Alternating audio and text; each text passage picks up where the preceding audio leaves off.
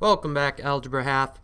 Lesson 60 is called Circles. Very geometry-oriented lesson, and that's why we're using a picture for us today that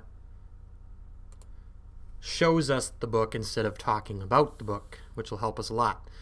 So this geometry lesson, Circles, is going to tell us a few terms for review, and then a couple formulas that we have to make sure we have down in our notes. So you'll want your line paper notes nearby, lesson 60 at the top, circles.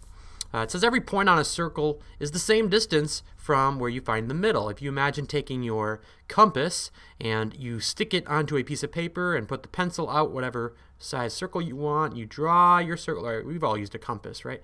It's that part that you stuck that little blade into the paper. It's going to leave a little indent. That's that center. And every spot the pencil touched the paper is, let's say, 1 inch from the center. We call a line that connects 2 points on a circle a chord. That's different from a radius because it's 2 points on the circle. True or false? All chords are the same length on a circle. False, right? I could draw one over here too, and that's going to be far longer. So chords and radii are different. Radius is always the same length because it's from the center. Now, what do we mean by circumference? We mean the distance around the circle, how long or how far I've traveled if I walk around the circle, versus what's diameter. Well, it's a chord that passes through the center. So in this case, we are touching 2 sides of the circle, and we are going through the center, but we're not stopping there. Called a diameter. So radius, diameter, chord, circumference, and we even said the center is maybe a good term too.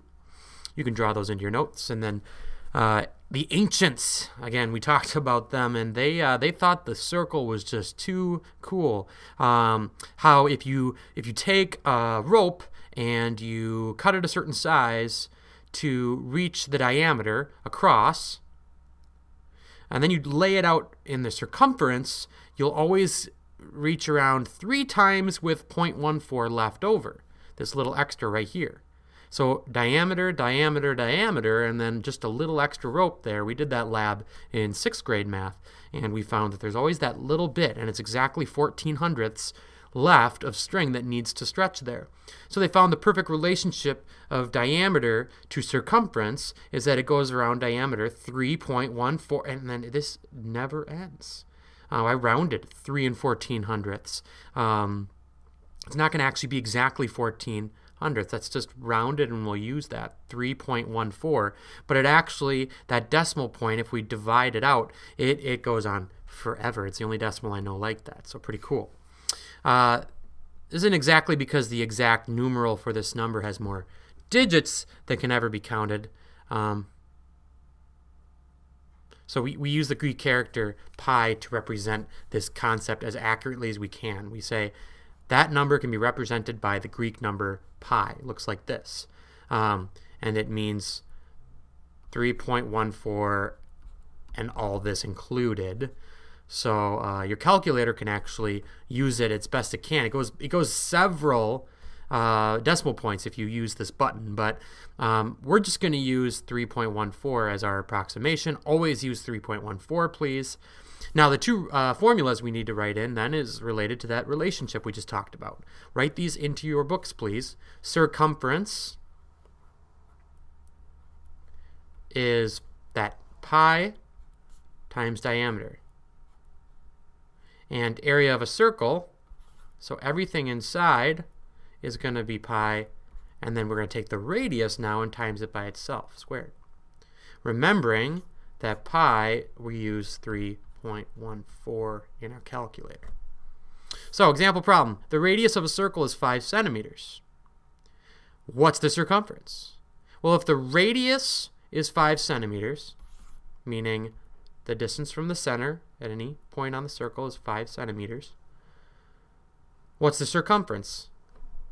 Formula for circumference, pi times diameter. I don't know the diameter. Sure I do, because it's the same distance on all sides. So very other side is also 5, meaning diameter is 10, meaning 10 times pi, 31 and 4/10. What's my label? Do I need to square it? Nope, because this is a distance. And area, what's the area of the circle? Now I take my radius again, just 5, and I plug it in. 5 squared is? And times pi to find the area.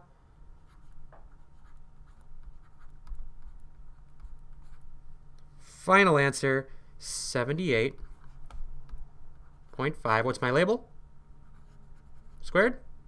Yeah. So you got practice problems. Why don't you do all 3? Therefore, a big circle with a radius of 100 meters. So this part is 100 meters, meaning that this part's also 100 over here, right? Good luck.